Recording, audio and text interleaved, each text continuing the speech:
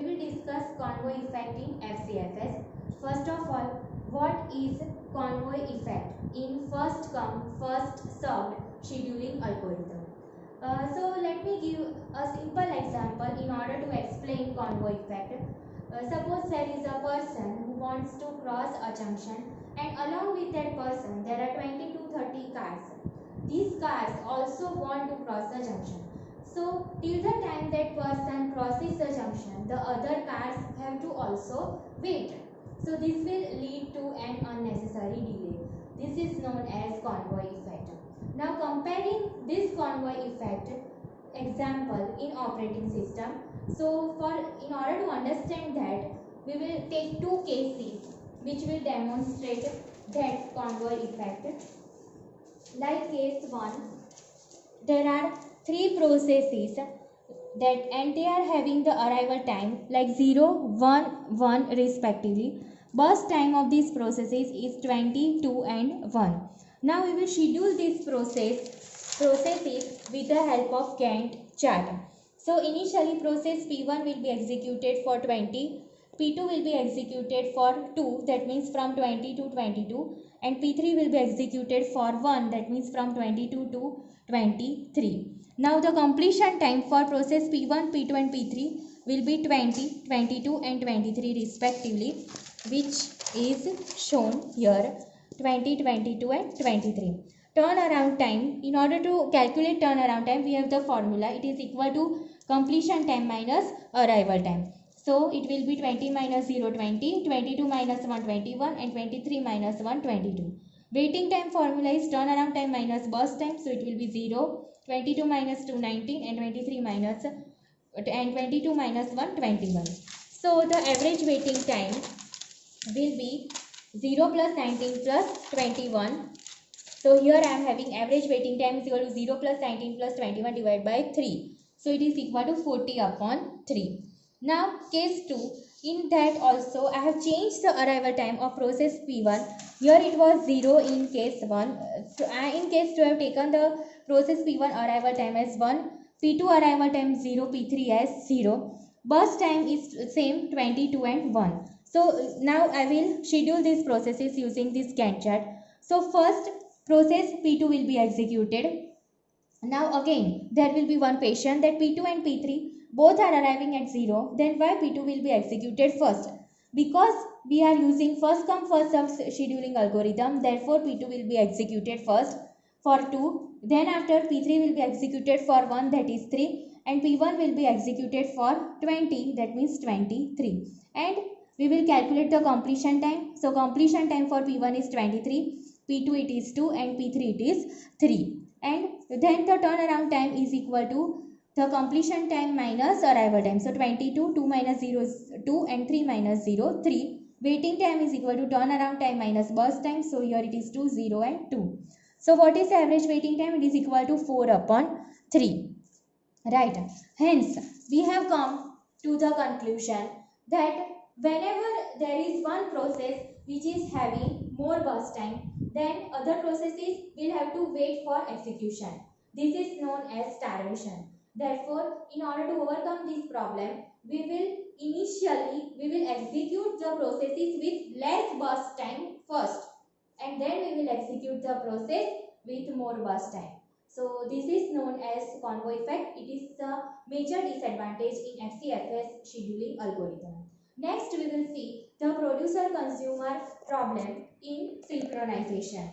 The producer-consumer problem is one of the most classical problem in synchronization, and this can be solved with the help of semaphore. First of all, what is semaphore? Semaphore is an integer variable which has two values 0 and 1, and it can be handled with the help of two operations, that is wait and signal.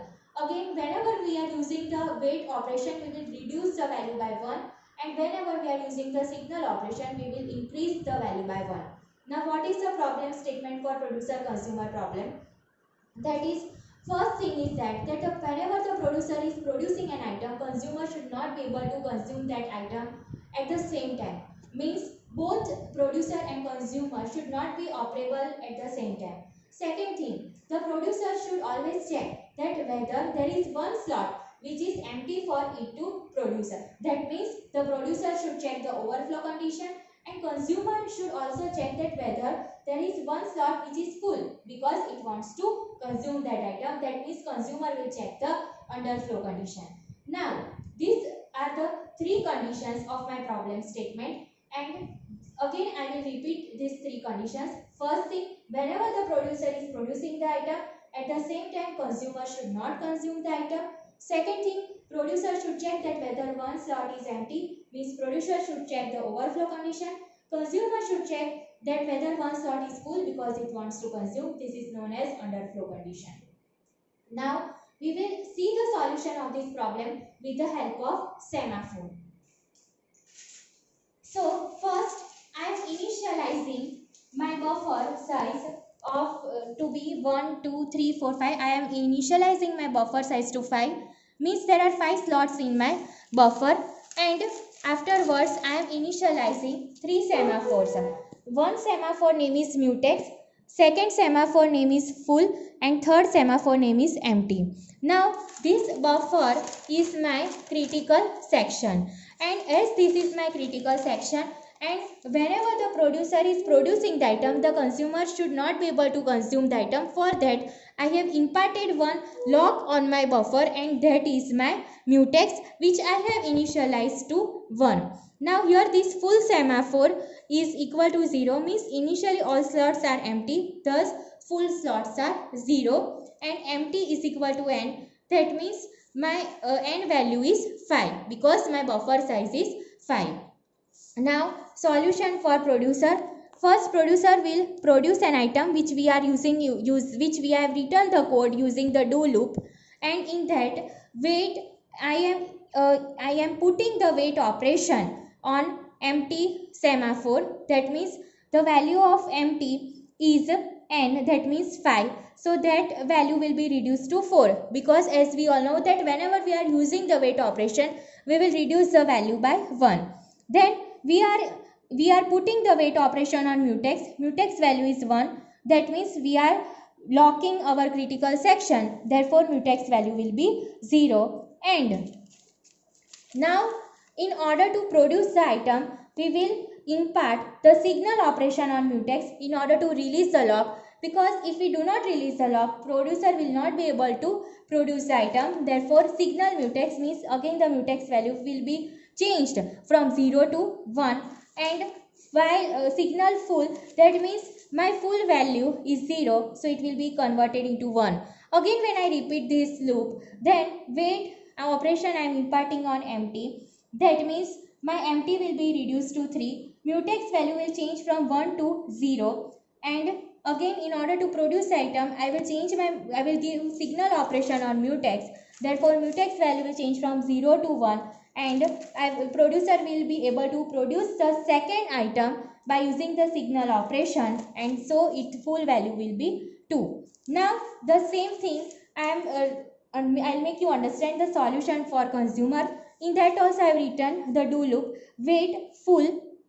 That means the full value which was 2 will be reduced to 1. Mutex value which was 1 will be reduced to 0. Means I have imparted the lock on the critical section. Means whenever the consumer is consuming the item, at that time producer will not be able to produce the item. Then in order to consume the item, I have used the signal operation on mutex, and therefore mutex value will be 1 and signal value on empty. Therefore from 3, value of empty will be converted into 4 because the consumer has consumed the item. So this is how there is the solution for producer consumer problem using semaphores.